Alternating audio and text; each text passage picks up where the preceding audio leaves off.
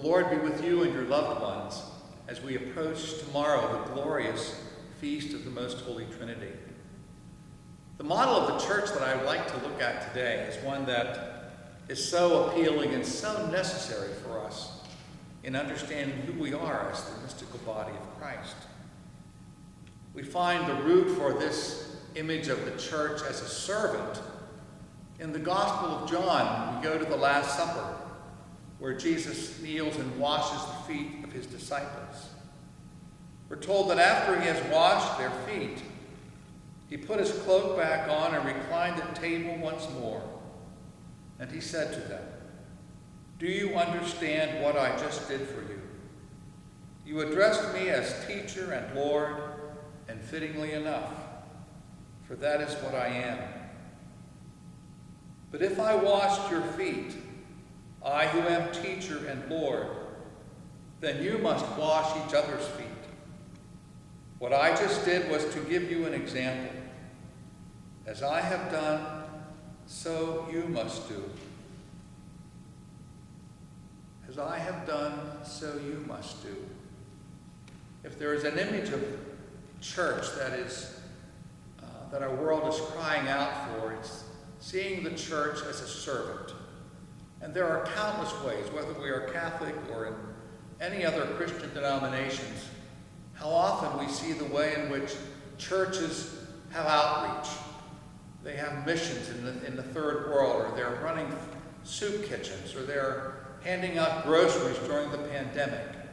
To be a servant, as Jesus is a servant, means to place the needs of others ahead of ourselves. I mentioned yesterday the gifts that the church brings in terms of hospitals and nursing homes. What are they but witnesses to the servant nature of Christ, the servant nature of the church? The Pope once, it was Gregory the Great, who spoke of the Pope, who we think as the head of this hierarchical church. He spoke of the Pope as the servant of the servants of God. I don't think we can go astray if we ever not think of ourselves as being servants, because that helps us understand our fundamental role. Christ came among us not to be served, but to serve, and to give his life for the ransom of many. The scriptures are filled with these images of the church as one which is a servant for others. I think the important word there is for others. Those two words. The church is for others. I am present in the world for others, which goes so contrary to our current mentality of everything's about me. It's all about me. What's in it for me? The whole ego-centered, self-centered culture in which we live. The Lord is calling servants. When a person is called to the priesthood, what is he called to be? Ideally, he's recognizing the call of Christ to be a servant.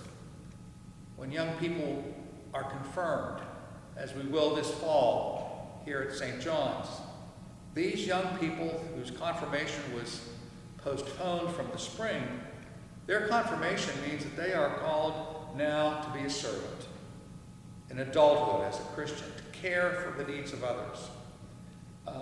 And that servanthood has many different dimensions to it.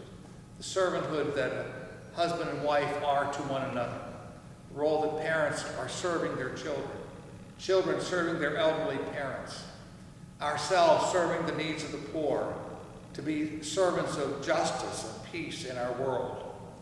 The ministry of servant captures, I think, in a way that our world needs most, that image of the church that is here not for itself as an institution, but for itself, is here for others rather than for its own need.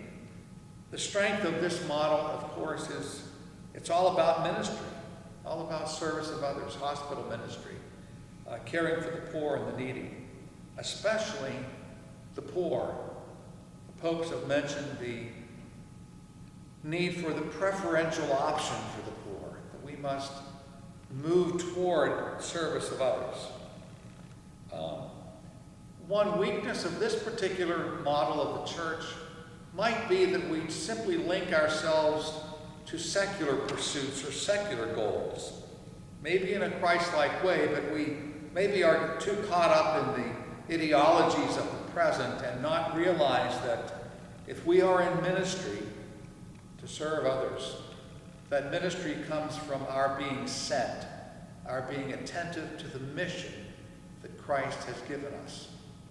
Ministry without a sense of mission can be busyness. We have to know that a servant is one who was sent by Christ for the betterment of our world. As we've continued through this week reflecting on the models of the church, I'm saving one for next week, how the church is a sacrament. But consider over the weekend now, as you celebrate the Feast of the Trinity Sunday, the way that you are part of a community of disciples, that you have a mission to be a herald of the gospel, that you share communion with Christ and with the Father in heaven and with your brothers and sisters, that you are part of an institution, and that you are called to servanthood in the Spirit of Christ. May God bless you this weekend, and may you and your family continue to understand the multiple facets of this beautiful gift that God has given us, His church. May God bless you.